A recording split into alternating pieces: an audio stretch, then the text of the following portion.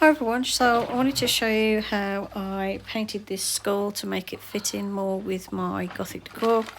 This is a sheep skull that I bought and I wanted to show you how I tweaked it. I liked it on display and I like having the skull because it's a great reference for drawing. So from an artistic point of view, it's quite useful. And I've got like a few different skulls. I've got like crow, magpie, squirrel. I've even got like a little rat skull. They're very useful for drawing reference, as well as the fact that I think they look cool in my gothic decor. However, I felt this needed a touch, just a little touch of fumsmusings, which basically means I needed to add black to match my soul. So what I wanted to do, first of all, I was going to paint this so it was like dark black on top, and then as it went down the skull the paint fades out. So I started off with that idea and I'm just adding thin washes of paint. I'm using acrylic paint because at the end of the day I don't want this to be 100% permanent. I want to be able, like, if I wanted to remove it I could.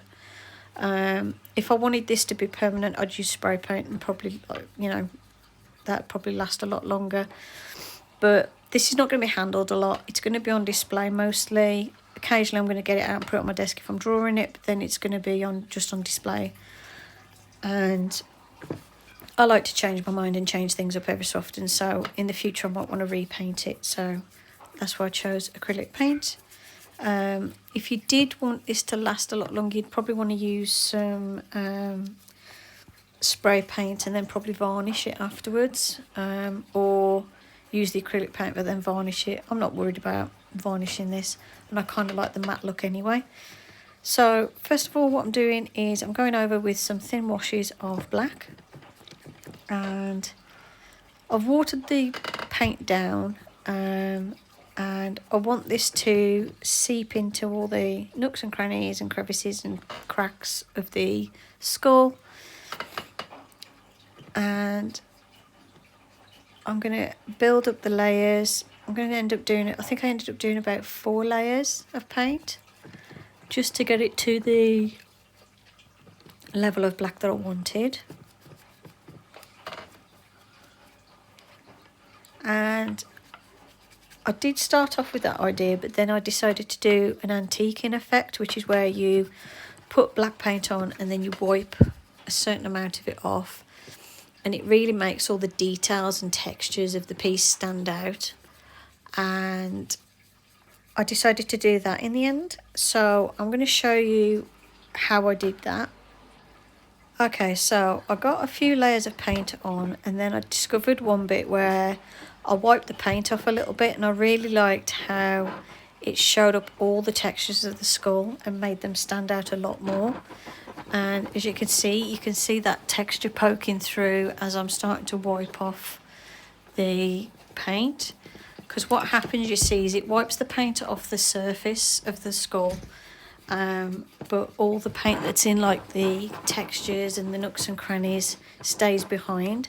So as you can see, all those textures around the eyes, those little wrinkles in the skull and the little shapes, and like the fusion lines and everything all show up a lot more. And I really like this effect. And it just took that brightness off as well. It just toned the brightness of the skull down. And I really liked how that looked. So I decided to do this effect for the whole skull, because this was one of those where I started painting and I hadn't got a set plan. I do think later on I'm going to add some gilding to this skull as well, but I haven't decided what pattern or design yet, so I'm going to leave that to a later date. And I'm going to do this effect first to just darken the skull, make it match more with my gothic decor, and just bring out some of those details. So as you can see, that skull now looks a lot more detailed than it did when I first started painting it.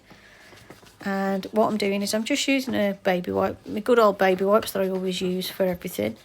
I'm just using that to wipe off some of the paint. And the paint I dried previously with my little heat gun, because otherwise when the paint's wet it'll just smudge everywhere with the baby wipe. but by drying the paint first and then wiping it off, it's like I'm wearing it away, and it just makes all those details of that skull pop. So you can see all the lines where the skull knitted together, and any little cracks and bumps, and the little, if you look up, when you look up close, you can see like little pores in the bone, and all little grooves and things.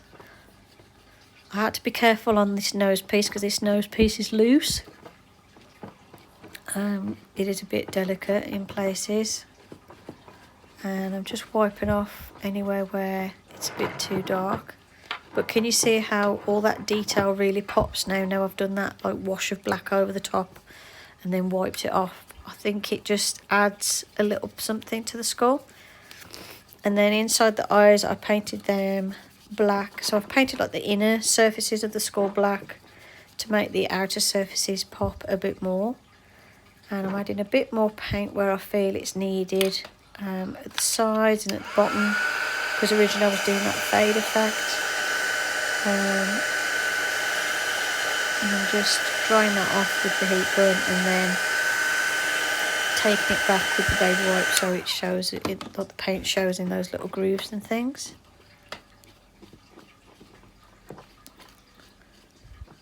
I may paint like some sort of design or something on the sort of forehead area at some point, or I may end up putting this in the glass cloche with some other bits and bobs. I haven't decided yet.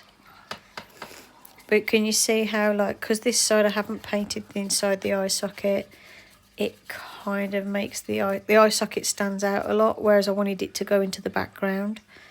So when I paint it, it just takes it back so that the surface of the skull sticks out more and you see more of the details. But here I'm just painting the other side that I've missed. It's the other side that's on display now, but I decided to paint this side just in case I ever want to reposition where I've got the skull on display or what part of it is on display and showing. Now I'm going to paint the inside of the eye socket to make that sink down and make the surface area of the skull stand out more,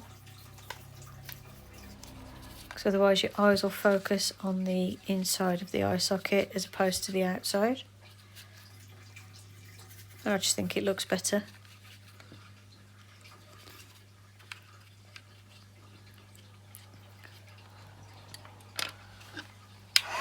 And then once I was happy with it and it had dried off, I put it on display. So here it is. This is the finished piece, and I like how it looks, and I just think it just fits in even more with my Gothic decor. Hope you enjoyed the video. Thanks for watching. Blessed be, and bye for now.